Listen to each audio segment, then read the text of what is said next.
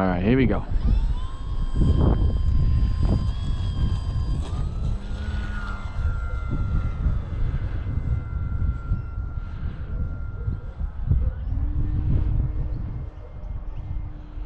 That's more like it. That's more like it.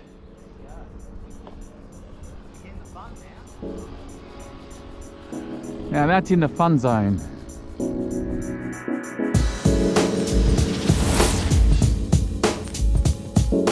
Hey, it's Vas here from Aussie RC Airspace, and today we're going to be reviewing the H.King FRENZY. Now, this was very kindly sent over to me by Hobby King. I've been flying it for a little while now. I've actually done some mods to it as well, and I've got some interesting information that set this model apart from another model that looks very much identical to this one that's out there on the market.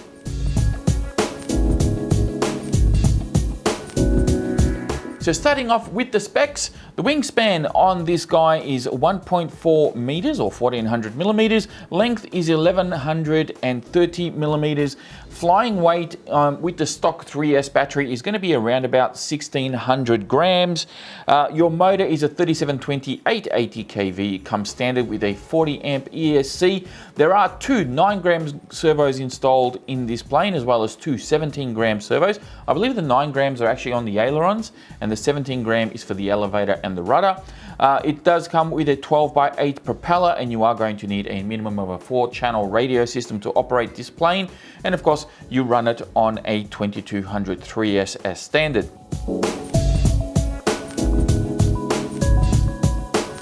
So assembling the FRENZY is actually not very hard. Even if this is one of your first aircraft that you're putting together and you haven't had a lot of experience, this shouldn't be too difficult. It should be pretty straightforward. So landing gear, we'll start with that. There are literally just 4 screws underneath there that you bolt on. I believe the wheels already come on the actual arms themselves. So all you got to make sure of is that the landing gear is actually facing forward, so you can see it's actually leaning forward. So don't put it the other way around, otherwise you're going to be nosing over all the time. So that's that. There's 4 screws on there. On the back section, if I can bring the plane a bit further down here, there are 2 screws underneath here that basically hold your horizontal stab onto your vertical stab. So all of that just sort of bolts on together, and it's very easy to do. And then of course you just connect your control surfaces for both your rudder and your elevator. Make sure everything's straight. You might want to have a receiver already plugged in to make sure your servos are centered and you've got everything sort of laid out correctly before you plug these in. And then for the main wing, there are literally just 3 screws on top here that bolt on, and you got these sort of like brackets that hold everything in place. Now, when you are connecting the main wing, the receiver kind of goes inside here. There's a little cavity just underneath the wing where you can put your receiver and tidy up your wiring and everything. So you want to make sure that you got all that set up, your control surfaces are all going the right way, and you've got everything sort of connected up correctly before actually bolting down the wing, because these sort of systems, I've had these sort of things before in other aircraft. You don't want to be taking these on and off too often, and you don't want to over tighten these. So as soon as you start clamping this down and you see the foam kind of starting to flex a little bit and starting to deform a little bit, that's when you really want to stop. You don't want to over crank these screws, because you're going to stress the foam, and before you know it, if you're taking this on and off a lot of the time, those brackets will start sinking into the foam a little bit too much. So whilst you've got all that set up, you've got your receiver in there and you've got your controls, make sure everything's set up in the radio, and then finally put your prop on with the little chrome spinner here, and you're pretty much ready to go.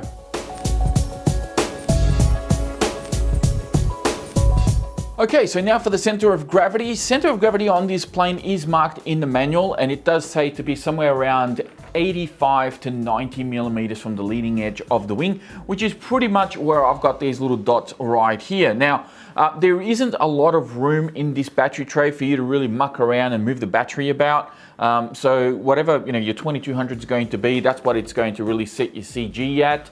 You can of course add a little bit of tail weight or nose weight depending on the battery that you're going to use. If you're using a really small lightweight battery, you might need to add a bit of nose weight to get that CG correct. But I find since I've upgraded this to 4S, I'm actually running this on a 2200 4S, I actually have no issues with the CG. It balances out pretty much on those dots, even with the 2200 pushed as far back as that battery tray will allow. But yeah, as long as you follow the CG as per the book, you really should have no issues flying this aircraft.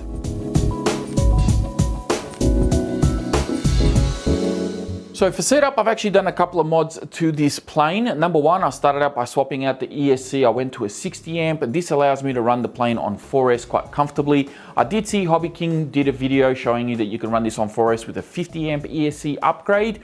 But when I did my amp draw test, I was pulling a bit above 50 amps. So I decided to go with the 60. And honestly, I think that's probably the better option, just in case your 50 amp ESC can't really handle those extra amp draws, especially if you're a little bit heavy on the throttle. If you're really pushing this thing, going fast with it, doing a lot of hovering, and you're really asking a lot of that ESC, probably go with the 60 amp. If you're just wanting to putt around and you're just going to be cruising half the time, well then the 50 amp is probably going to be plenty for you. But like I said, just go with the 60 and save yourself any hassles. Now, in saying that, you can't just swap out the ESC and be done with it. You do need to modify the battery tray, because this tray comes with like a floating shelf. So there's a floating plastic shelf in here, and you need to cut that out, and you can see where I sort of cut it out just here. And once that cuts out, you've got a little bit more depth on the battery tray, and you can put your 4S in here, no problems at all. However, you do need to trim a little bit of foam, so I trimmed a bit of foam over here. I also trimmed a little bit at the back here. I put a tiny little bit of Velcro just there, and I've also included a battery strap just to secure the battery nice and snug there, and it works perfectly fine for me. I don't have a problem running a 2200 4S in here at all. Also, before I put the plane down, I also changed out a couple of things on the controls here. So on the ailerons, and I've only done this to the ailerons, these control rods actually came on the third hole in, and I've actually pushed them all the way out, and I've also got them on the way out on these control horns just here, just to give me maximum throw on that control surface, because I did feel that the plane didn't, even at high rates, it didn't roll as fast as I wanted it to. And this gives me a little bit more authority with the aircraft, so that works really well. But as I said, I've only done that on the ailerons. I haven't touched the rudder and the elevator. Now, for setup on the radio, I do have a 6-channel receiver in here, so I do have my ailerons split up, which allows me to use flaperons. For flaps, I don't have an elevator mix. I don't think you need it on this, but you can see how I've got the flaps set up there. So 30% setting 1, 50% setting 2, and that works perfectly fine. You can probably go a little bit more, but I personally don't like to go too heavy with flaperons, because I do like to still have a little bit of control on the roll. I've gone a bit hard in other planes in the past, and I find that I lose a bit of control. So it's good to just have it about 50%. I think that's plenty. Plus, this plane doesn't really need it, to be honest with you. It slows down quite well. Yeah, I think that works fine. As far as my rates go, I'll show you how I've got that set up. Now, both my ailerons and elevator have the same rates. So on low rates, I'm running a 70% rates, 30% expo. If we go to mid, it's 85-35, and if we go to high, it's 140. Rudder is the only one that actually has slightly higher rates. So I go 100 at high, 90 mid, and 80 on low. So that's how I've got my radio set up. Got a 4-minute timer on the throttle. I usually get around about 5 minutes, sometimes a bit more. I think I've pushed it once to about 6 minutes, but that was when it was quite windy and I was able to sort of kite the plane a little bit and use very little throttle or no throttle at all. And that was actually quite fun to get that sort of flight time out of a 2200. Again, because of, I think, of the prop and everything else, this is chewing up a bit of power, and it is a good performing plane. So I probably wouldn't go too far, you know, beyond 4 minutes on the throttle. But like I said, you can push for, you know, anywhere between 5 to 6 minutes with some throttle management if you're just putting around and having some fun with it.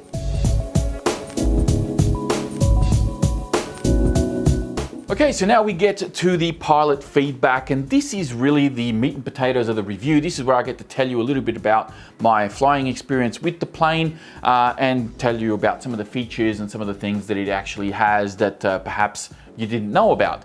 Now, the elephant in the room is that this is an identical aircraft to the Prime RC Riot 2 or Riot V2 rather, that is sold here in Australia, and that's sold for about, I think, $260, $270, somewhere around that price range. Now Hobby King have actually got this plane on sale as we speak. I believe with the current value of the dollar, it's sitting at around about $240, $245, depending on the day that you purchase it, which is actually a pretty good deal. But on top of that, there are some features on this particular model that set it apart from the Prime RC model. Now, some of this may be of importance to you, some of you may care, some of you may not, but I do want to point out the facts before you go and say, this is just a copy of that other plane. You know, why should I go with the Hobby King version instead of the Riot RC? The Prime RC.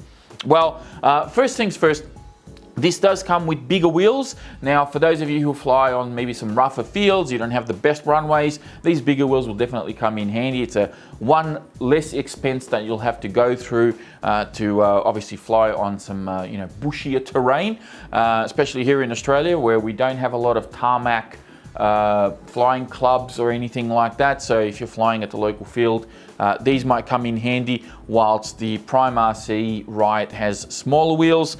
We've also got a four-way harness connector for your ailerons and the two lights that come on the main wing. So there are nav lights on the main wing included with this model, and in a lot of cases you kind of need either extra wiring or an extra channel on the receiver to be able to power those lights. You don't have to do that here. It's all done through the aileron channel, and you can just plug that into your standard 4-channel receiver, and you'll have those lights working as well as your ailerons, which I think is a nice touch. We've also got some extra reinforcement on the tail of this aircraft, which I don't believe the Prime RC plane has. So it's invisible, it's inside the fuse, but it does stiffen this tail section up quite a bit. It makes the plane a little bit more sturdy to fly, especially if you are planning on doing some aerobatic maneuvers with this particular aircraft. We've also got the plastic cowling here on the front, whilst the Prime RC model doesn't have this. It's just standard foam. The whole thing's just finished it off in the foam. Here we've got this plastic protective piece, which I think is a really nice touch, and obviously adds to the longevity of the plane. We also have a plastic spinner. I believe the Prime RC model used to come with the foam spinner. I think they also have a plastic spinner now. It's just a black spinner, but at least this one you get a nice chrome one, which looks a bit fancier, I think, anyway. We also have some additional strength on the plastic. If I just maneuver myself a little bit here, just on this section here, there's a little bit more plastic back here to sort of prevent this from breaking. That's one thing that Hobby King also modified on this plane. I'm not sure if the Prime RC plane has that or has been improved with that at all, but those are the changes that I'm aware of, that I know that Hobby King have done to this plane to kind of set it apart from the Prime RC model. Now, as far as flying this aircraft, on 3S, this is very much a trainer aircraft, I feel. It does have some aerobatic capabilities, but you could probably get this as your first aircraft if you have somebody that can teach you. Maybe you can put a gyro in here, and you could use this as a beginner aircraft of sorts. But ideally, I would probably say that this is a good second or third airplane when you're really starting to really get a good feel for flying. You're able to fly on your own. You don't have to buddy box. You don't have to have somebody there next to you, but you're still very green. I think this is a really good platform because it does give you the scope to be able to go and grow with the aircraft. And that's really important because it saves you money in the long run. It's great that we have, a lot of aircraft in our hangar, and a lot of us guys that have been in this game for a long time. We might have 5, 10, 20, 50 aircraft in our hangar, but as you're growing, it's good to have an aircraft that can grow with you, and I think this one is one of those particular models, because on 3S, it's quite docile. It doesn't have any extreme power that's going to get you into trouble. It flies really well when you have some low rates in here. It's really quite a nice train of aircraft to get around with and practice with. You got really nice sturdy landing gear on this as well. The prop has plenty of clearance as well from the ground, so you're not going to be slamming this thing on the ground and breaking props on a regular basis. It's been well reinforced. It's got a nice thick chunky fuselage. The landing gear is well supported here and well bolted onto the plane. The wings are nice and thick and broad. So there's a lot of good things, a lot of boxes that this ticks.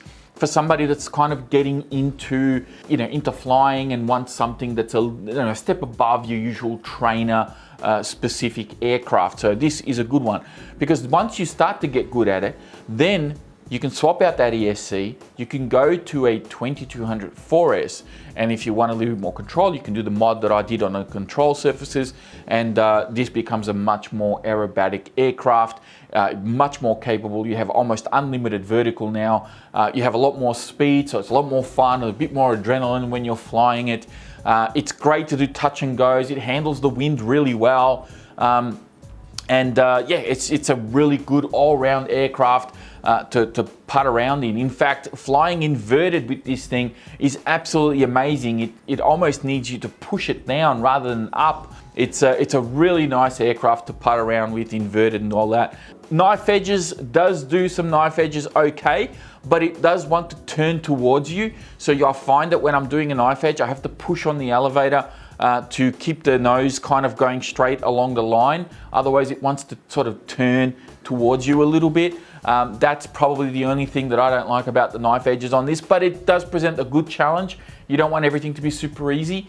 This, yeah, it does it. It just needs a little bit of skill to push the elevator out and keep it going straight. Other than that, it's kind of hard to falter. It comes in really nice and slow. I've got flapper-ons on mine just because I wanted to do that. And it's not really a necessity, especially when you got a bit of headwind. It slows down quite well. You get good flight times out of it, even on 4S running the same size prop as the 3S. And yeah, it's just a nice, robust, good plane that you can have a lot of fun with. I mean, if you're not sure what the day's going to be like, it's going to be windy, sunny, overcast or whatever, throw this thing in the car and you'll be totally fine. Doesn't matter what happens. On top of all this, if you're looking at this thing and thinking, gee, it's a bit it's a bit Miami Vice. This thing looks like it's come out of the set of Miami Vice from 1985 or whatever. Don't stress. These are all stickers. There is not a single lick of paint on this plane. Everything that you see, all this splash of color, you can just peel this clean off, and then you can put your own color scheme, go nuts with a paintbrush or a paint can or whatever it is you want to do, put tape on it, put your own set of stickers on it. It's entirely up to you. You can dress this up however you like. In fact, I kind of sort of planning to do something like that. I mean, the scheme has grown on me. It looks a bit surfy as well, a bit beachy, a bit California, so to speak. So you can look at it that way from the 1980s, but it's totally fine. It's very visible. The underside is quite dark as well, so it has this splash of dark blue and black, whilst the top side has a lot of color, so you can't really mess up orientation all that much, to be honest with you. But if you don't like the color scheme, just know that these are only stickers. You yank them off, go nuts with the paint can, and make it your own.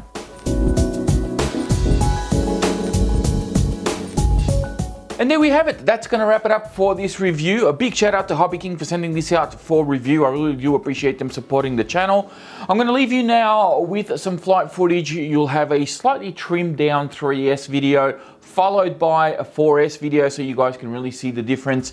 I will apologize in advance for the 4S video having an engine running in the background. There was a guy there that, very good pilot mind you, but yeah, he decided to fly at the same time I was flying. But you'll still get to see this thing perform quite well, and I may even upload a different video later on down the line just with this thing if I do manage to get some good flight footage while I'm flying by myself. So that's pretty much it. If you enjoyed this video, please be sure to hit that thumbs up button before you go. Don't forget to subscribe to the channel if you're new, and I'll be speaking to you all next time. So let's see how we go this time. Beautiful.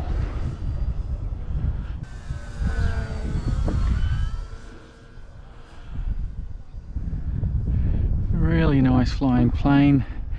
Let's go knife edge. Got to push a little bit on the elevator. Otherwise it wants to turn towards me. Alright, let's do a full throttle pass here. Full throttle going up. Not much power. Stall turn.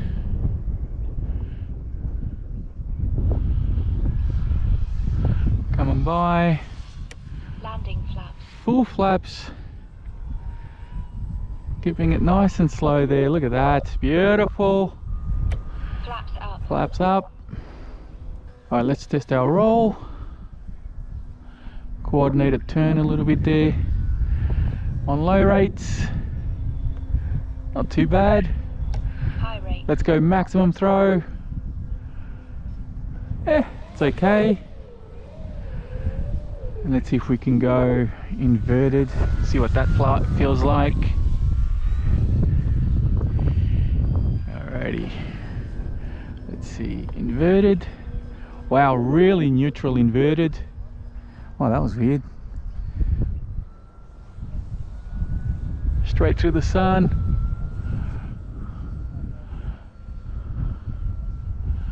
Turn it around. Let's see if we can bring it down a little bit lower. Whoa. It's so neutral that I almost have to pull down to keep it low. Let's see. No flapper-ons. Just let the wind do its thing. Whoa, gets a lot of lift. Whee! Nice and gentle there. One wheel. One wheel, come on. There you go. Back again. Alright, one more full throttle pass.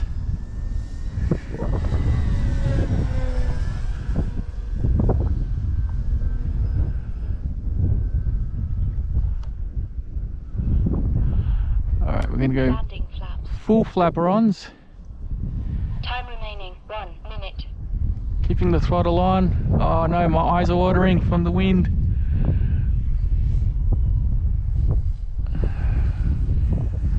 Wow, it's really...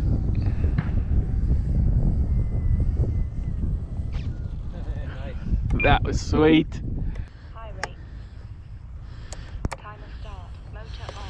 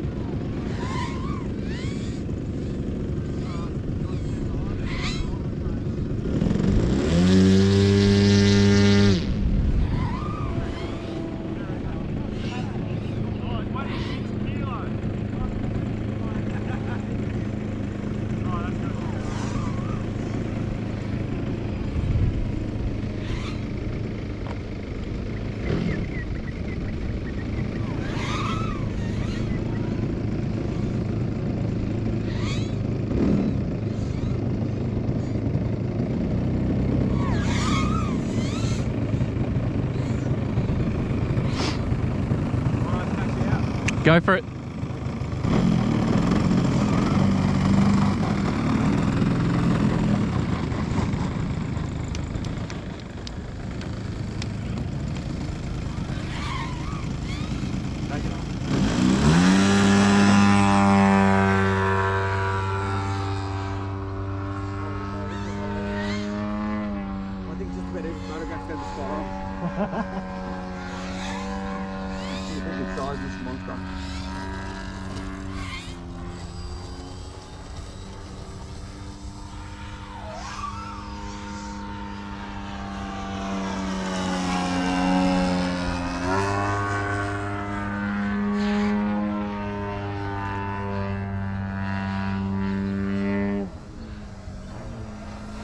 Time remaining 2 minutes.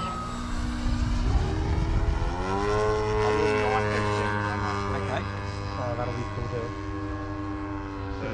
Bottom in. No drums.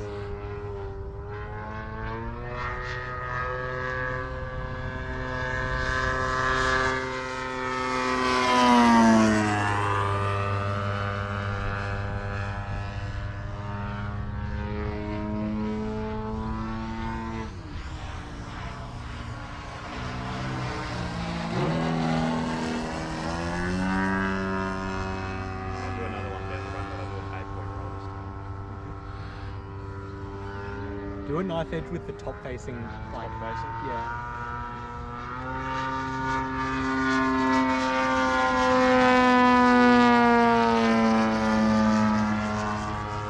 I take photographs with this thing and like 70% or 60% of the track. Yeah. And this is the opposite.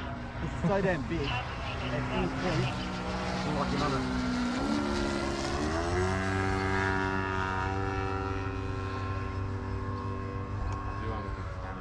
This is a bit weird. This is the opposite rudder and it sometimes runs to the right. But that's right.